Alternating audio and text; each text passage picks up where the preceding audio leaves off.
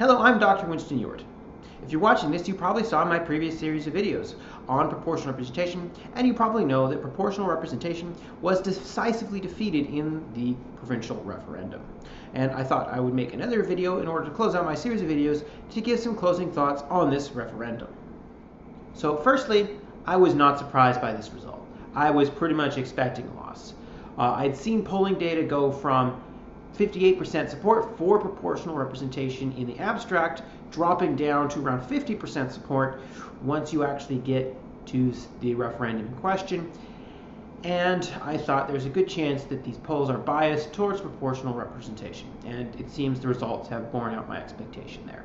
And I'm not terribly disappointed, primarily because I had big issues with how this was pursued, and so it being defeated and the NDP being rejected for the way they pursued trying to change the electoral system doesn't bother me at all.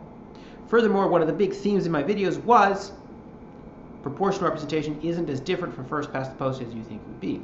I do think proportional representation is an improvement, but I don't think it would have drastically changed everything. I think that politics will still be politics. As such, I'm not too heartbroken that we didn't get proportional representation.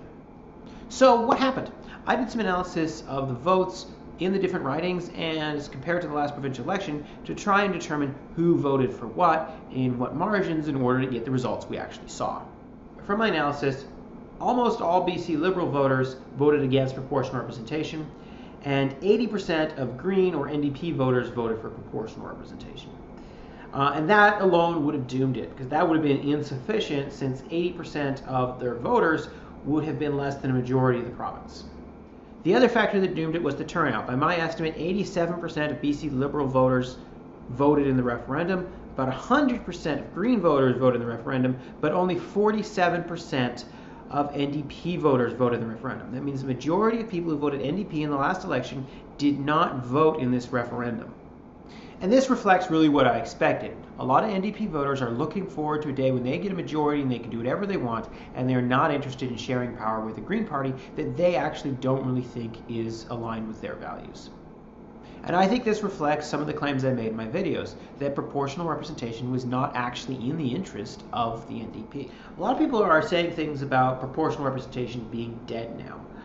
I find this an odd response. I mean, the fact is, whenever your pet political belief fails a vote or something, your response isn't to give up on it. Your response is to say, we're going to fight another day, and someday we hope to be able to win. And yeah, that's what proportional representation advocates are going to do. They're going to look forward and say, hopefully at some point in the future, we can actually win this battle. Furthermore, it's a live issue in other places. Quebec's most recent election resulted in a government that indicates it plans to introduce proportional representation, and Prince Edward Island is going to hold a referendum with their next election on whether or not to adopt proportional representation.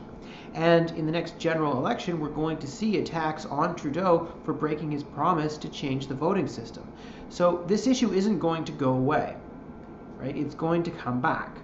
And I don't know when we're going to see another vote here in BC, or if we will see another vote here in BC, but I think if you think, oh, now I don't have to worry or think about proportional representation, no, it's going to come back.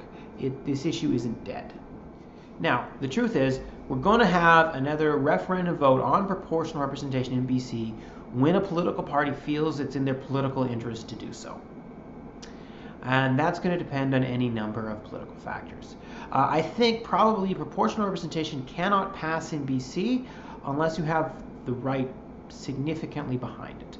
In 2005, we had approximately 40% of BC Liberal voters supporting proportional representation, and that was enough to get it to 58% of the province. And I think that happened in large part because in 2005, BC Liberal voters remembered vote splitting, allowing the NDP to govern during the 90s. And I think we probably have to see another split in the right-wing vote before we're actually going to see proportional representation implemented in British Columbia. And that's my assessment of the referendum on proportional representation. I hope you have a Merry Christmas and a Happy New Year.